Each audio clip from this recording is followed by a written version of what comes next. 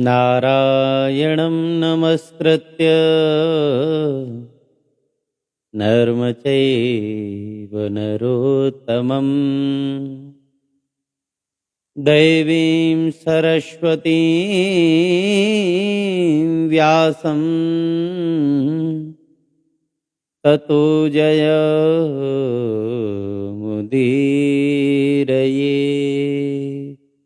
बोलिए श्री सच्चिदानंद भगवान की जय।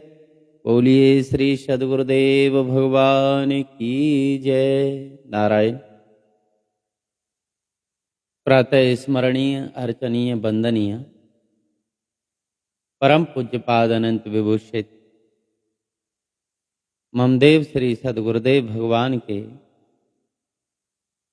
उन दिव्य श्री चरण कमलों में हमारा बार बार साष्टांग दंडवत प्रणाम स्वीकार हो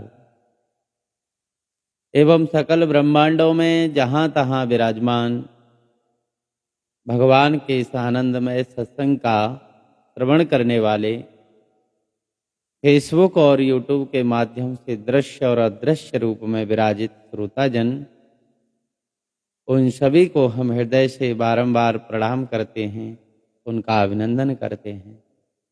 बोलिए श्री सच्चिदानंद भगवान की जय। तो नारायण प्रिय भक्तजनों, आप हमारे साथ में भगवान श्री कृष्ण के मुखारविंद से निकला हुआ जो ज्ञान है, जो अपने प्रिय सखा अर्जुन के लिए जो शोक और मोह में व्याप्त थे, शोक मोह भय की निवृत्ति करने के लिए भगवान ने दोनों सेनाओं के बीच में ऐसा अद्भुत ज्ञान दिया जो गीता जी के नाम से प्रसिद्ध हुआ। गीता माने तो भगवान के द्वारा गाया जाने वाला जो गीत है।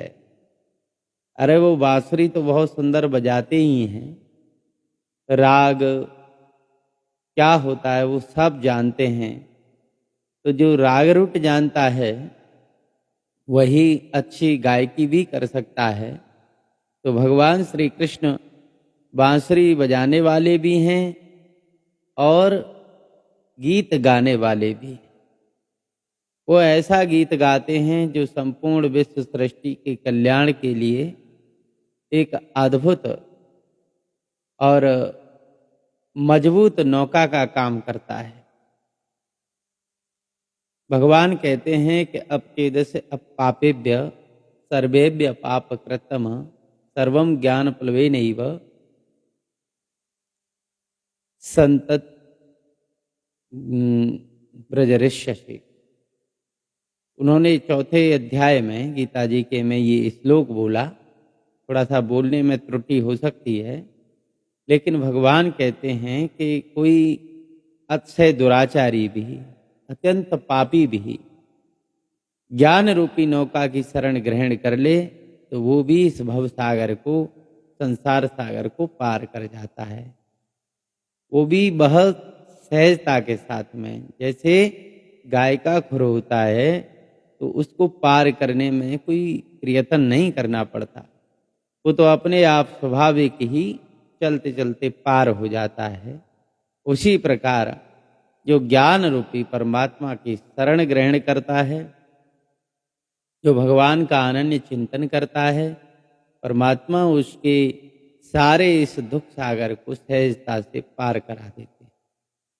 तो ऐसा ही ज्ञान उन्होंने कुरुक्षेत्र की युद्ध भूमि में दोनों सेनाओं के बीच में अपने सखा अर्जुन के लिए दिया। वही ज्ञान आप सभी भक्तजनों के बीच में परम पूज्य स्वामी श्री अखंडानंद जी महाराज के द्वारा जो गीता दर्शन, यानी गीता के प्रत्येक श्लोक पर बड़ी गहराई से विचार करके उन्होंने प्रवचन किया, जो संपूर्ण विश्व सृष्टि का कल्याण करने वाला है। और मुझे तो ऐसा लगता है कि महाराज श्री ने जो गीता दर्शन में गीता जी का ज्ञान प्रकट किया है, वो ऐसा विचार करके किया है कि ज्ञान तो हमेशा एक जैसा रहता है, ज्ञान में कभी बदलाव नहीं होता। इसलिए आप वर्तमान में इसको श्रवण करें चाहे भविष्य में श्रवण करें, आपको वर्तमानिक जीवन से मिलता जुलता ही ये ज्ञान मिलेगा, इसमें किंचित मात्र भी अंतर नहीं है। तो आइए हम इसमें प्रवेश करते हैं और भगवान सांख्य योग माने सन्यासी और कर्म योगी, जिसको त्याग प्रदान जीवन बोलते हैं कर्मयोगी का, और सन्यास भी त्याग प्रदान होता है। तो दोनों के बारे में भगवान बताते हैं और अपना मत बताते हैं कि सन्यासी कौन है। तो बोले कि एक ऐसा व्यक्ति है जो गेरुआ रंग के कपड़ा, उसके गले में जनेऊ भी नहीं है, सिर पर चोटी भी नहीं है और गृहस्थी के रूप में रहता है। लेकिन यदि उसकी बुद्धि में किसी भी प्रकार का राग नहीं है अथवा द्वेष नहीं है, ऐसी कोई चीज नहीं जिसकी उसको आकांक्षा हो, यानी कि कामना हो, चाहता हो, जिसको पाने के लिए उसके हृदय में व्यथितता होती हो, ऐसी कोई वस्तु नहीं। अब बताइए आप कि उसने अपनी बुद्धि से सब कुछ त्याग रखा है, तो सच्चा सन्यासी गेरुआ कपड़ा पहनने वाला या ये चंदन लगाने वाला या माला धारण करने वाला होगा कि जो आचरण में व्यावहारिक जीवन इसी प्रकार जी रहा है कि किसी से वो राग नहीं करता है, किसी से द्वेष नहीं करता है, न उसे कुछ अपने लिए चाहिए। तो इस प्रकार का जो जीवन जीता है वही त्यागी पुरुष होता है। सियाराम चौधरी जी भाई साहब, आपका बहुत बहुत स्वागत है हमारे सत्संग में। तो भगवान श्री कृष्ण कहते हैं कि भाई मिथ्याचार स उच्यते, जो अपनी इंद्रियों को जबरदस्ती समेट करके हट करके और कुछ दिखाना चाहता है तो वो तो मिथ्याचारी है। इसलिए सच्चा सन्यासी गेरुआ कपड़े पहनने वाला नहीं, वो तो ज्यों का त्यों रहता है, सबके बीच रहते हुए अपनी बुद्धि में वो राग द्वेष की शिथिलता रखता है, कोई कामना नहीं करता, वही सच्चा त्यागी है। भगवान का ऐसा मत है। मनुष्य के भीतर जो हीन भावना है उससे उसका बड़ा नुकसान होता है। हम सोचते हैं कि ये आदमी हमको नुकसान पहुंचा देगा, तो उससे अपने को हम छोटा समझने लगते हैं। भाई छोटे होंगे, कमजोर होंगे, तभी तो हमको दूसरा हानि पहुंचा सकता है। इसलिए हम अपने को निर्बल समझते हैं, मूर्ख समझते हैं। तो ये हमारी केवल कमजोरी, बुद्धि की कमजोरी कह सकते हो इसको। ये हीन भावना हमारी, ये क्या है? हमारे विचारने का, सोचने का परिणाम है। यदि हम किसी वस्तु के लिए बहे जा रहे हैं, पागल हुए जा रहे हैं और अपने गौरव के प्रति, अपने कुल के प्रति, अपने स्वभाव के प्रति, अपने स्वरूप के विपरीत आचरण जब हम करते हैं और ये अनुभव करते हैं कि अरे भाई हम तो इस वस्तु के बिना रह ही नहीं सकते, स्वरूप को भूल करके विपरीत आचरण करना, इसका कारण क्या है कि हमारी कामनाएं, हम अपने आप को बहुत हीन, दीन, कमजोर समझने लग गए। उस व्यक्ति में बोले क्या पौरुष है महाराज? कुछ पौरुष नहीं। जो व्यक्ति ये सोचता है कि हम किसी व्यक्ति या किसी स्थान या किसी वस्तु के बिना नहीं रह सकते, तो वो तो पराधीन जीवन है उसका। वो तो वस्तु, व्यक्ति या स्थान के लिए ही जीवित है। तो महाराज क्या होगा कि हम यही विचार करते रहेंगे कि हमारा शत्रु हमको मार डालेगा। तो इस प्रकार की हीनता की जो बुद्धि है, ऐसी बुद्धि राग द्वेष उत्पन्न करती है। जब हम किसी से भयभीत होते हैं तो फिर उसको परास्त करने के लिए, उसको कमजोर करने के लिए कुछ न कुछ हम द्वेष अवश्य करते हैं उससे। तो जो पूर्णता की बुद्धि होती है वही राग द्वेष को मिटाने का काम करती है। और जिस बुद्धि में कोई निश्चय ही नहीं है, जो पूर्ण है, हमको ये समझना चाहिए कि वास्तव में हमको कोई हानि नहीं पहुंचा सकता। क्यों? क्योंकि हम परमात्मा के अंश हैं, हम आत्मस्वरूप हैं। अच्छेद्य अयम अधाह्य अयम अक्लेद्य असोस्य एव च।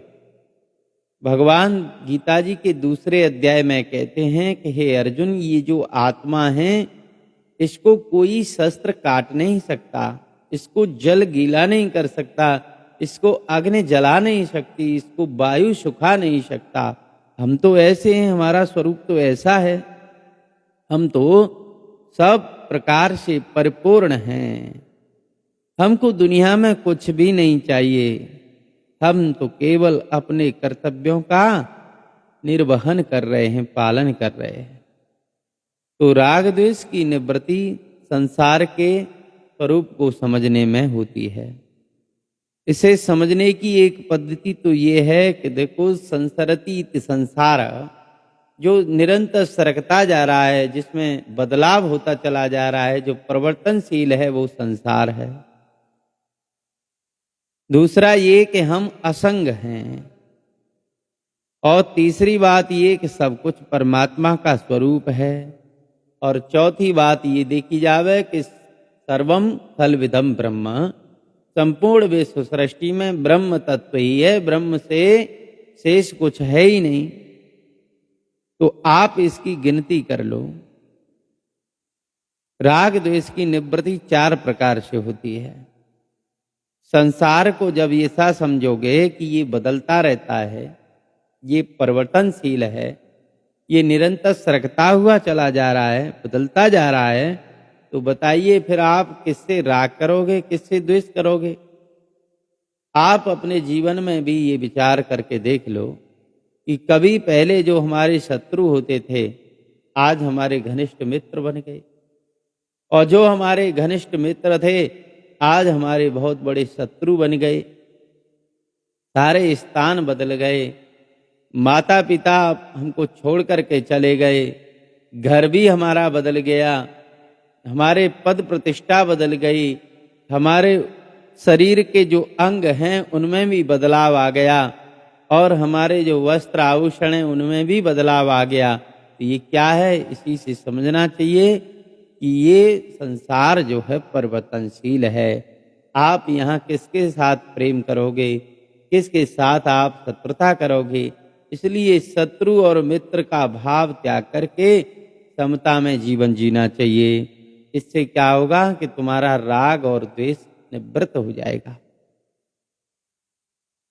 अब दूसरी बात बताई जाती है कि अपने स्वरूप को समझना होगा। हमारा स्वरूप है आत्मा, और हम फंसे हुए हैं शरीर में। जब हम अपने आत्मा को समझेंगे, तब पता चलेगा कि हमको किसी से राग द्वेष करने की आवश्यकता नहीं। क्यों? आत्मौपम्येन सर्वत्र सर्वम च मय पश्यति। भगवान कहते हैं कि मैं तो सबके हृदयों में आत्मा रूप से बैठा हुआ हूँ, मुझसे परे कुछ है ही नहीं। तो मेरा आत्मा सबका आत्मा, सबका आत्मा मेरा आत्मा। तो आप बताओ फिर किसके साथ में आप द्वेष करोगे, हैं? किसके साथ आप प्रेम करोगे?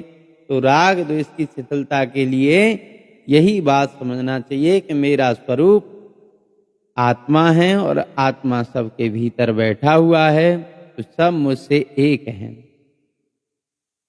अब तीसरी बात बताते हैं कि परमात्मा के स्वरूप को समझो भाई। जब तक किसी से राग या द्वेष का निर्वाह करने में सफल नहीं हुए, समर्थ नहीं हुए, तो आगे भी नहीं हो सकते। इसलिए परमात्मा के स्वरूप को समझना चाहिए। आज तक हमने जिनसे प्रेम किया है, और वो हमसे प्रेम नहीं करते हैं आज। जिनसे हम द्वेष करते थे वो भी बदल चुके। तो फिर जब अब तक राग द्वेष करने से हमें कुछ नहीं मिला, तो आगे मिल जाएगा इसका क्या भरोसा? इसलिए छोड़ो। तो फिर तीसरा राग द्वेष की शिथिलता के लिए विचार करना चाहिए कि परमात्मा के स्वरूप को समझना होगा। हाँ, उससे प्रेम होते ही दुनिया में किसी से राग द्वेष करने का कोई भी अवसर, कोई भी मौका नहीं रहेगा। क्योंकि जब हम परमात्मा से प्रेम करेंगे, अपने इष्ट देव से प्रेम करेंगे, श्री राम या श्री कृष्ण से प्रेम करने लगेंगे, तो फिर बताओ, उनके सतत चिंतन से, सतत नाम जब से हमको इतना समय कहाँ मिलेगा कि हम किसी से राग करें अथवा द्वेष करें। इसलिए अपने मन में परमात्मा को धारण करना चाहिए। यदि अपने आप को ब्रह्म रूप से, तत्व रूप से जान जाओगे तो न कोई दूसरा रहेगा और न ही तुम्हारे राग द्वेष करने का कोई अस्तित्व ही रहेगा। इस प्रकार राग द्वेष की निवृत्ति के लिए ये 4 उपाय बताए। एक तो ये है कि संसार परिवर्तनशील है, इसलिए किसी से राग और द्वेष नहीं करना है। और दूसरी बात बताई कि अपने स्वरूप को समझना है कि हम तो आत्मा हैं, हम शरीर हैं ही नहीं, आत्मा को कोई भी हानि नहीं पहुंचा सकता, इसलिए किसी से भी राग द्वेष नहीं करना चाहिए। और तीसरी बात यह है कि परमात्मा का स्वरूप समझना चाहिए। जब सबको हम परमात्मा के रूप में दर्शन करने लग जाएंगे, सिया राम मैं सब जग जानी, करहूं प्रणाम जोर जुग पानी, तो फिर सिया राम सब दिखाई देने लगेगा, तो बताओ किससे राग द्वेष करोगे। और चौथी बात ये बताई कि सर्वम खलविदम ब्रह्म, ब्रह्म के अतिरिक्त कुछ है ही नहीं, तो आप किससे राग द्वेष करोगे। इस प्रकार 4 उपाय बताए। तो भगवान नित्य सन्यासी होने की जो बात कहते हैं, उसका तात्पर्य, उसका अर्थ, उसका भावार्थ ये है कि जो नित्य सन्यासी है वो किसी प्रकार से भयभीत नहीं रहेगा, वो निर्द्वंद रहेगा, क्योंकि उसी अपने स्वरूप के अलावा कुछ मालूम ही नहीं पड़ रहा है। तो कोई उसका शत्रु नहीं है, कोई उसका मित्र नहीं है, तो वो उद्विग्न नहीं होगा, वो निर्द्वंद हो जाएगा। और जो निर्द्वंद हो जाएगा तो ये बाहर का रूप बनाने से कोई लेना देना नहीं। भीतर से ही, बुद्धि से ही संन्यास धारण किया जाता है और बुद्धि से ही कर्म योगी बना जाता है, बुद्धि के अलावा और कुछ नहीं है। द्वौ द्वौ इत द्वंद्वम, सुख है दुख है, राग है द्वेष है, पाप है पुण्य है, मित्र है शत्रु है, पुत्र है पिता है, ये जहां द्वंद्व हैं, द्वंद्व माने 2 का फेर है, बस वहीं महाराज समझ लो कि राग द्वेष है। निर्द्वंद, ने माने नहीं, द्वंद्व माने जहां 2 नहीं हैं। जो अकेला है, अकेला किससे लड़ेगा, किससे झगड़ेगा। तो जो ग्रस्त में रहता हुआ, संसार के सारे काम करता हुआ भी दूसरे की अपेक्षा से मुक्त होकर के रह रहा है, वही निर्द्वंद है, वही नित्य सन्यासी है। ये बात बताई। आगे गीता चाहती हैं कि विवेक और कर्म, इन दोनों का समन्वय बना रहना चाहिए। जो भी हम कर्म कर रहे हैं, मन से, कर्म से, वचन से जो भी क्रिया होने जा रही है, उस क्रिया का हम पहले विवेक कर लें। कहाँ कि अपनी बुद्धि से हम विचार कर लें कि ये निषेध है, कि ये वैध है। और विवेक भी योग्य होना चाहिए, निकम्मा न हो जाए। सीधी सादी बात है। विवेकहीन कर्म लोक और परलोक सुख सबको बिगाड़ देता है। बिना विचारे जो करे सो पाछे पछता है। ये कहावत बहुत लंबे समय से सुनते चले आ रहे हैं। इसका अर्थ यही है कि बिना बुद्धि के विचार किए, विचार माने तो विवेक किए जो काम करते हो, वो कार्य उल्टा ही होता है, बिगड़ता है। इसलिए कर्महीन विवेक, यानी कि विवेक के बिना कर्म करोगे तो भी काम बिगड़ेगा, और कर्म किए बिना केवल विवेक ही विवेक करते रहोगे और कर्म नहीं करेंगे तो अकर्मण्य बन जाएगा मनुष्य। इसलिए कर्म और विवेक दोनों का समन्वय आवश्यक है। भगवान अर्जुन से कहना चाहते हैं और उन्होंने बुद्धि योग शब्द के द्वारा ये बात बताई। इसमें जो योग है उसका अर्थ है कर्म योग और जो बुद्धि है उसका नाम है सांख्य योग। देह से कर्म जो हम कर रहे हैं क्रिया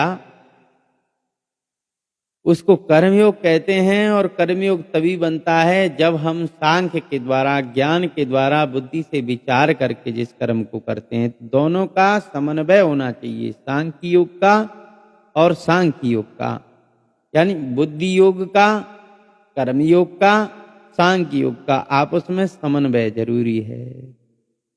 सांख्य माने तो विवेक, सांख्य और योग, कर्म और बुद्धि, कर्म और विवेक, इन दोनों का मिश्रण। विवेक में बाधा कौन डालता है? विवेक तो हम करते हैं क्योंकि बुद्धि तो स्वयं परमात्मा का स्वरूप है, बुद्धि तो सही विचार करती है। लेकिन बाधा कौन डालता है विवेक में? बोली कामाशक्ति, जो हमारी कामनाएं बनी हुई हैं, इच्छा शक्ति, वो बाधा डालती है। जब हम किसी वस्तु के प्रति आसक्त हो जाते हैं, उस वस्तु में अपने मन और बुद्धि को हम मिला देते हैं, तो इस प्रकार का आचरण करने लगते हैं कि अब जो हो जाए तो हो जाए, हमको तो यही करना है। और फिर अपनी जो जिद है, अपना जो दुराग्रह है, वो जीत जाता है। संस्कृत में जिद को ही दुराग्रह कहते हैं। जिद माने मानता नहीं है बात को, अपनी बात पर अड़े रहना, इसको कहते हैं दुराग्रह। संस्कृत में दुराग्रह, दुर माने बुरा और ग्रह। जब हम अपने विवेक का तिरस्कार करते हैं तो विवेक में माने बुद्धि का ही तिरस्कार कर दिया और बुद्धि में बैठे हुए परमात्मा का भी तिरस्कार कर दिया। अब बुद्धि का तिरस्कार करके कोई कर्म करेगा तो वो कर्म में कैसे सफल हो सकता है? क्योंकि कर्म उसका ठीक ठीक हो ही नहीं सकता। तब वो अहित कर यानी अहित करने वाला कर्म कर बैठता है। केवल न्यायश्रेयस की प्राप्ति के लिए तो कर्महीन विवेक भी काम देता है, किंतु कर्म उपयोगी है।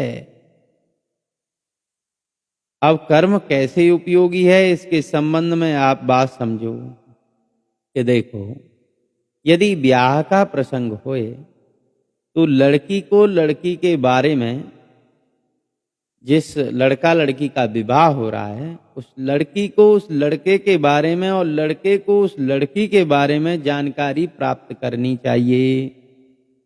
ठीक है ना? क्योंकि वहां संग्रह होना है, दोनों को पति पत्नी के रूप में मिलकर के रहना है। इसको कहते हैं सविषयक ज्ञान। दूसरे के संबंध में यदि कुछ लेना होए या देना हो या छोड़ना हो या पकड़ना हो या ज्ञान प्राप्त करने की बात हो, तो करना और त्यागना ये ज्ञान का स्वभाव है। ज्ञान से ही तो आप कर्म में जुड़ोगे और ज्ञान से ही उस कर्म का आप त्याग करोगे। तो बोले कि महाराज, अपने स्वयं के बारे में जो ज्ञान है, जैसे करना त्यागना ज्ञान का स्वभाव बताया, तो यदि आप दूसरी वस्तु को जानोगे तो उसके अच्छी होने पर उससे प्रेम करोगे और अपने प्रतिकूल होगी तो उससे द्वेष होगा, है ना? तो फिर हमको उस वस्तु को छोड़ना पड़ेगा। लेकिन अपनी स्वयं के बारे में जो ज्ञान है उसको न छोड़ना पड़ता है न ग्रहण करना पड़ता है, क्योंकि अपना आपका ज्ञान जो है वो स्वतः सिद्ध है। वो छोड़ने वाला भी वही, पकड़ने वाला भी वही। किसी ने पूछा कि अपने आप को जान करके क्या करोगे? तो बोले कि यदि जाना कि मैं बहुत बुरा हूं तो आत्महत्या कर लूंगा। उत्तर मिला कि आत्महत्या करके भी तुम नहीं मरोगे। मनुष्य का शरीर जहां पूरा होता है वहीं से शुरू होता है, क्योंकि शरीर तो हमको वासना के कारण मिलता है। अगर वो निर्वासन नहीं हुआ, उसकी वासना नहीं मिटी, निष्काम नहीं हुआ, उसको तत्व का ज्ञान नहीं हुआ, तो उसका जो जीवन जहां समाप्त हुआ है, नियम यही है कि उसी के अनुसार उसको दूसरा जीवन मिलना है। यम यम स्मरण भावम त्यजति अन्ते कलेवरम तम तमैवेव कौन्तेय सदा तद्भाव भावित। जो सारे जीवन भर जिस भाव से वो जुड़ा रहा है, जहां उसकी आसक्ति रही है, उस आसक्ति उस वासना को पूरी न होने के कारण उसका फिर दोबारा से जन्म होता है। ऐसा ये नियम है। तो वही परिस्थिति, वही दृश्य, वही दुख, वही सुख, उनसे तो वो इस शरीर का त्याग करके जिसको मरना कह रहा था, जिसको आत्महत्या कह रहा था, ये आत्महत्या नहीं है। आत्महत्या तो तब है जब हम अपने आत्म स्वरूप को भूल करके और इस शरीर और शरीर की इंद्रिय और विषयों में ही रमण करने लगते हैं। इस सब में रहते हुए हमें अपने आत्मा का बोध होना चाहिए। आत्मज्ञान के अलावा दूसरे जितने भी ज्ञान हैं वो त्याग और संग्रह के लिए होते हैं। श्री सुरेश्वराचार्य जी महाराज ने इस बात को बहुत स्पष्ट किया। सर्वत्रैव हि विज्ञानम संस्कारत्वेन गम्यते परांग चात्म विज्ञानादन्यत्रेत्यवदार्यताम्। बोले आप इस बात को ध्यान में रख लो, लिख लो, निश्चय कर लो अपनी बुद्धि में कि संसार में आत्मविज्ञान के अलावा जितने भी विज्ञान हैं, विज्ञान माने विशेष ज्ञान। कहाँ का? बोले अपनी आत्मा के बारे में विशेष प्रकार से जानना, उसको कहते हैं आत्मविज्ञान। उससे अलग जितने भी विज्ञान हैं वो पूर्व संस्कार से अनुप्राणित होते हैं। आगे के लिए नए संस्कार उत्पन्न करने वाले होते हैं और कर्म के अंग होते हैं। सभी ज्ञान बराबर नहीं होते।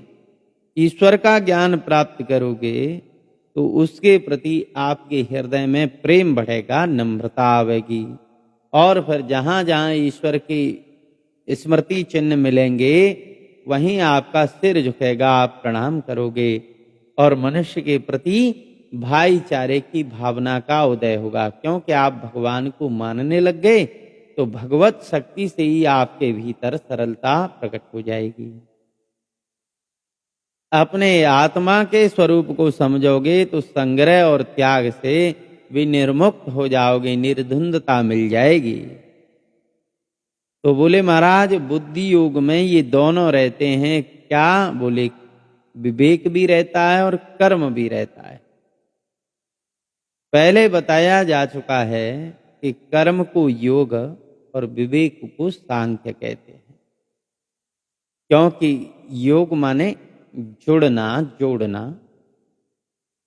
तो सबको इकट्ठा करके जोड़ने का कार्य कर्म के द्वारा होता है। कर्म में क्रिया होती है और जो विवेक होता है वो बुद्धि से होता है, वो ज्ञान यानी सांख्य। सांख्य माने गणना, गिनती। संख्या शब्द से ही सांख्य शब्द बनता है। जैसे प्रकृति में 24 भेद हैं, 5 तो महाभूत हैं, पंच महाभूत, और 5 कर्मेंद्रियां, 5 विषय, 5 ज्ञानेंद्रिया और अंतःकरण के 4 भाग, मन, बुद्धि, चित्त, अहंकार। तो 5 भूत हो गए, अग्नि हो गई, जल हो गया, वायु हो गई, आकाश हो गया, पृथ्वी हो गई, और 5 कर्मेंद्रियां हो गई, हाथ, पैर, मुख, उपस्थ और मूत्रेंद्रिया। और 5 इसके विषय हो गए, शब्द रूप रस गंध, शब्द रूप रस गंध और स्पर्श। और 5 ज्ञानेंद्रियां जो इस शब्द स्पर्श रूप रस का ज्ञान कराती हैं, और ये सब अंतःकरण की सेवा करते हैं, जिसमें मन बुद्धि चित्त अहंकार रहता है। इस तरह गिनती करके वस्तुओं का निश्चय करना, ये 24 जो तत्व हैं, 24 जो भेद हैं, ये सांख्य की पद्धति से है। जो तत्वों का परिगणन कर दे, संख्यान कर दे, गिनती कर दे, उसका नाम सांख्य होता है। संख्या सम्यक ख्याति को कहते हैं। सम्यक माने समान ख्याति।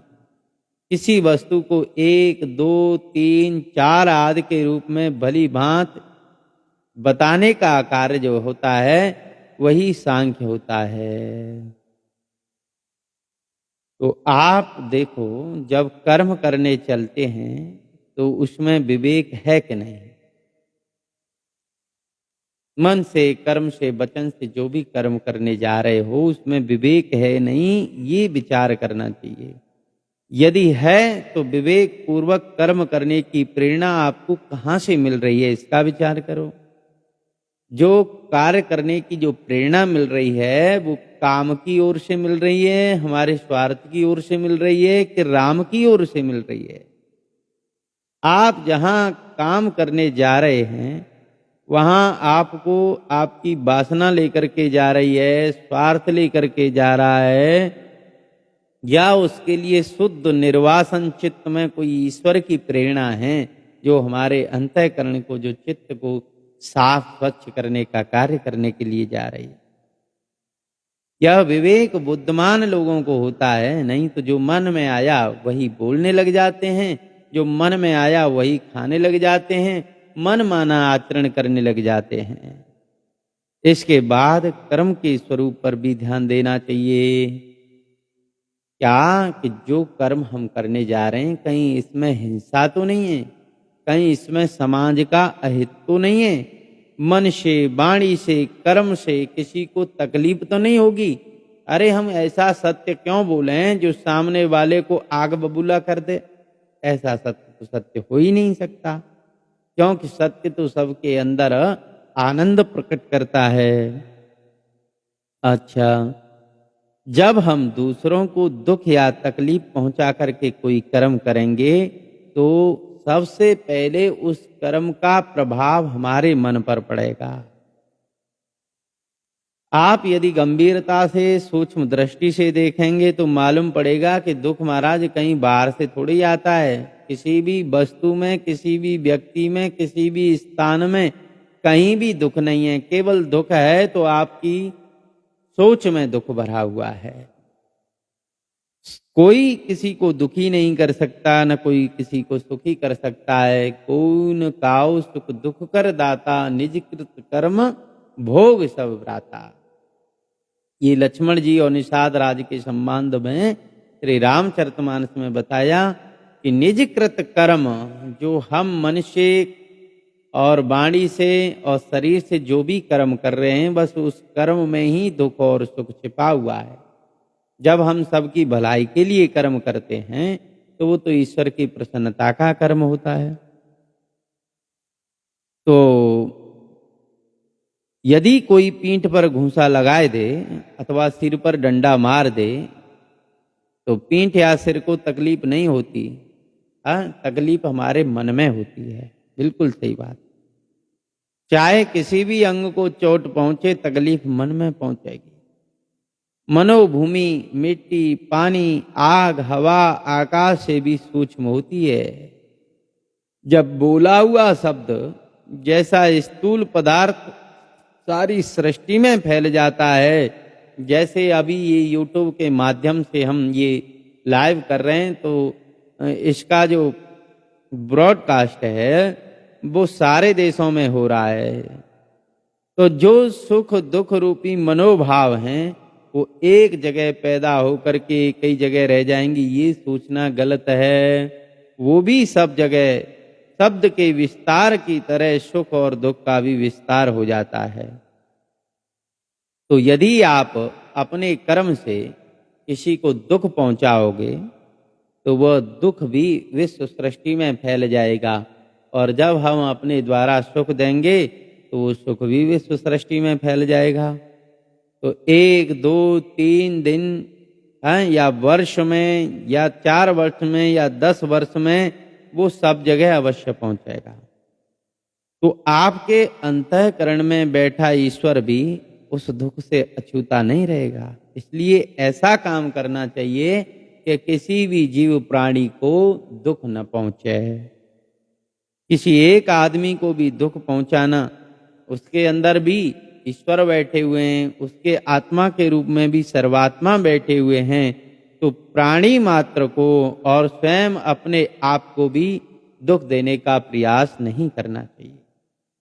जैसे कोई चीज अपने से बांध करके फेंकते हैं तो लौट करके अपने पास ही आती है, उसी प्रकार जब हम दूसरे को देने के लिए दुख फेंकते हैं ना, तो वो दुख लौट करके हमारे पास ही आ जाता है और कहता है कि अरे महाराज, तुम ही ने तो हमारा विस्तार किया था, हम तो तुम्हारे पास ही थे, अब तुमने फेंक करके हमको दूर भेजा है, तुमने हमारा विस्तार किया है, इसलिए अब हम तुमको ही लगेंगे। इसलिए दूसरों को दुख देने वाला व्यक्ति उस दुख से बच नहीं सकता। जैसे धन जो होता है, तो धन का दान करने वाला इस लोक और परलोक में धन का भाजन बुनता है, उसको यहाँ भी धन मिलता है, दूसरे लोकों में भी धन संपत्ति मिलती है। उसी प्रकार जो दुख देने वाला है उसके लिए भी यही नियम है कि लोक और परलोक में दोनों जगह उसको दुख मिलता है। कारण में ही कार्य का लय होता है, ये दर्शन शास्त्र का सिद्धांत है। दुख अपने भोक्ता के पास हमेशा नहीं रहता, उसके पास थोड़ी देर रहता है, परंतु जो उसका दाता है, जो दे रहा है, उसके पास लौट करके आ जाता है। तो कर्म विवेक में, सांख्य ज्ञान में आवश्यक है। विवेक में कर्म आवश्यक है और कर्म में विवेक आवश्यक है। ये जानना कि ईश्वर की प्रेरणा है, कि वासना की, कि स्वार्थ की, कि राम की, कि काम की, ये विवेक द्वारा हमें समझना है। जो कार्य हम कर रहे हैं उस कर्म में किसी प्रकार की हिंसा तो नहीं है। और एक तीसरी बात कर्म में सोचने विचारने की ये है कि जो काम हम कर रहे हैं उसका प्रयोजन क्या है, किस लिए करना चाहते हैं, उसका उद्देश्य क्या है, उससे क्या परमात्मा प्रसन्न होंगे या जगत का भला होगा, क्या होगा। तो प्रयोजन शब्द का तात्पर्य जानना कि देखो उस कर्म का फल कहाँ जाकर के लगेगा, कहाँ जुड़ेगा। तो इस प्रकार इस विषय में, प्रयोजन के विषय में हम अगले समय में आपको श्रवण कराएंगे।